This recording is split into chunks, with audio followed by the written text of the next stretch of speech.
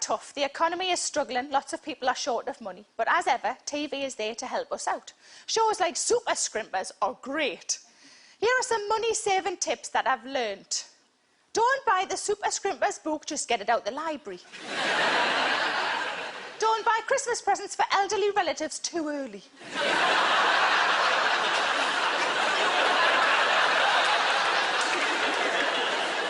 Clean your windows with vinegar, that way your kitchen smells of chips. Use your dad's pants as dusters, but not while he's still wearing them. If anything, it makes it more smeary.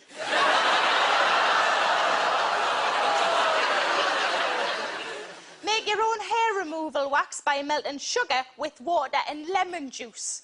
I did that and it all went wrong. Now I've got a caramel bikini line. But the boys seem to like it. And so do the wasps. Some of the money-saving tips are bloody rubbish, though. Don't spend money on expensive gym memberships. That's it. Just don't. Save money on cotton wool. Use small pieces of cut-up tights to remove nail varnish. But then you'll have to buy new tights. Save money on tights by sticking cotton wool to your legs. Don't buy deodorizers for your shoes. Put cat litter in them overnight. But then your cat will have a shitting. I mean, that smell of cheese is almost gone. Save money on pets, make friends with a dog owner and walk their dog. Save money on a partner, have sex with your friend's husband. Now, we all need help understanding this stuff, and who better to give us that help than TV's money-saving expert, Martin Lewis.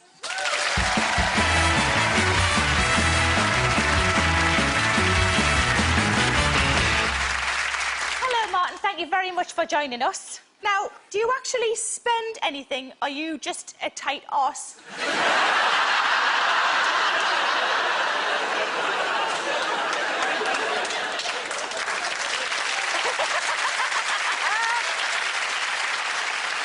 I have spent a penny on occasion, if that counts. Is any of the shampoo in your house not nicked from a hotel? The thing is, what you do with that... That's a no, then. Listen, it's an implied freebie when you go into the hotel. There's nothing wrong with taking them. Stealing the towels and the dressing gown is difficult. It's different, but the shampoo is there for you to be used. You said it's difficult. You didn't say it was difficult.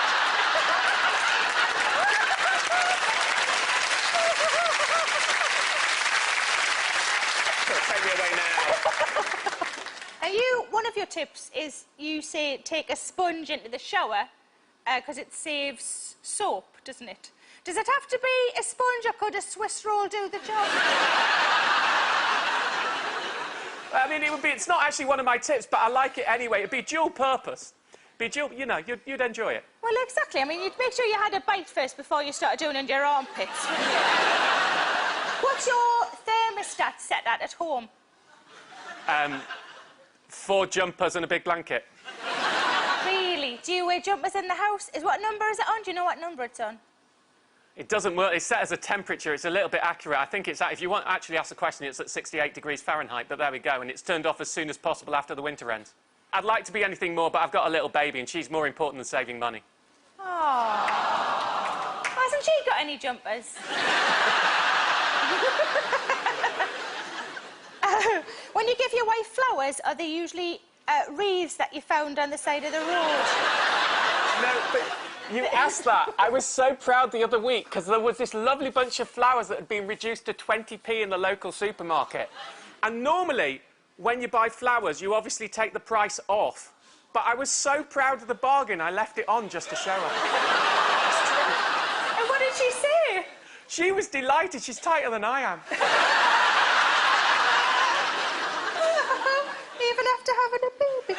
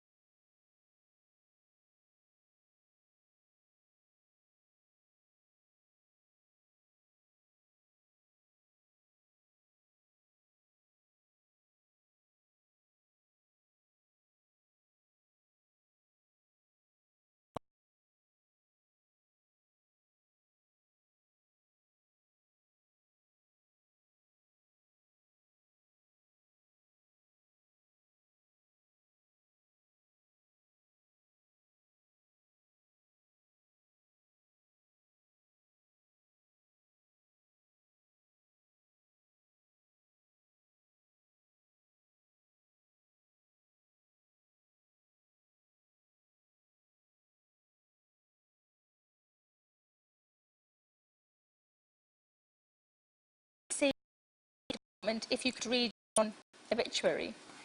Did it have a date on it? I didn't ask for that. They just gave you it. Well, you know what television's like. I do. You do, exactly. It's just pretty ghastly. And moments are made... I'm having a lovely time, just so you know. Apart from this evening. It wasn't my idea, but the producer decided to have my obituary written. It was disappointing. It was short. He told me I'd reached a reasonable average level. I don't know what it was, page and a bit. I've written mine, so tell us what you think of this. Here lies Sarah Millican. She finally finished all the biscuits. She's buried with her cats. They're not happy. But at least they won't be hungry for a bit. She bought a double plot, so can you let Philip Schofield know, please? What historical figures would you have for dinner? Oh, now this means to entertain at my dining table. Like you were deep. Could mean all the fat ones. Yeah. Over for dinner. I live in Spitalfields in East London, and there's a notorious character there. Now dead, thank goodness, we suppose, Jack the Ripper. Now, I suppose I would rather like to have him at my, this mysterious character at my dining table to question him. You'd want a few others as well, wouldn't you? Because that'd just be awkward if it was just you and him, wouldn't it? He may not reveal his secrets. Because you had a thought that Jack the Ripper may have lived in your house, is that correct? He had a sense of humour, a wicked sense of humour. He wanted to torment and tease the police force. And my house is just a few doors down from the police station. And then I thought, well, really, you know, he'd probably lodge in the area, wouldn't he? And my house is would have been a perfect place. Was a cheap lodging house at the time. So you've come to this in quite an intelligent way. I just thought maybe we're still getting his post. That's what it is. Possible. Now, which other car parks have got kings in? That was a brilliant story, wasn't it? It was such a good story. I understand, you know, the fact that he was found in a car park, because I've lost my car in a car park, wandered round and gone, I think I'm going to die in here. So I totally get it. Does it annoy you when people say, and the rest is history? Because you're like, come on, that's the bit, that's great. Well, I mean, everything is history, isn't it? Everything is history. This is history now, thank goodness. you know, but...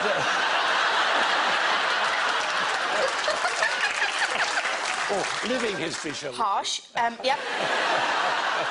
Of course, all history is something that happened yesterday, or even a few minutes ago. Things where you can reflect on and learn lessons from. So the bit where Nelly had to describe to you what oral sex was, that's history. That is now blessedly history. Right. Well, I like that bit of history.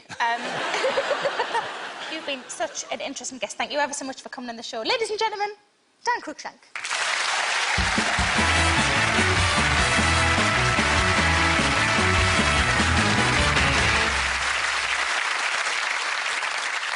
That's history sorted. Let's get back to proper telly. Those structured reality shows are as popular as ever, aren't they? There are three types of people who watch Towie: people who watch ironically, people who want to have that lifestyle, and people who've lost their remote control. If I wanted to find out inane nonsense about people I don't know or care about, I'd phone me mum. Towie gave the world the vajazzle. Why call it that? Why not glunt or sequim?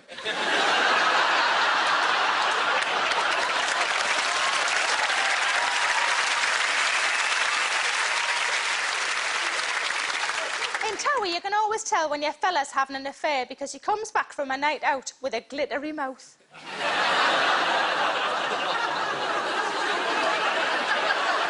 They even had anal bleaching.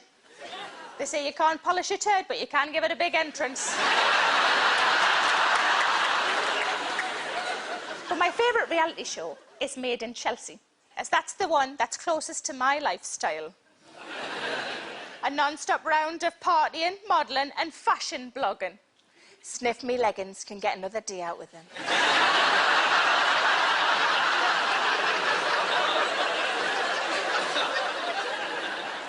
Stokes is the VIP host for a celebrity hangout. Talk about made-up job titles. You might as well be a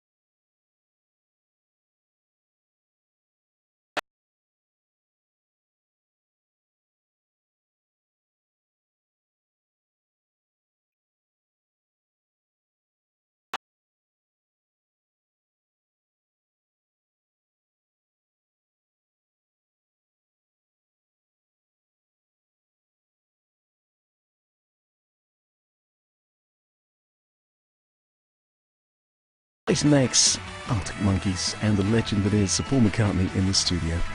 Sweaty goings on over on BBC Three with Nick Grimshaw in this week's panel, preparing to sweat the small stuff.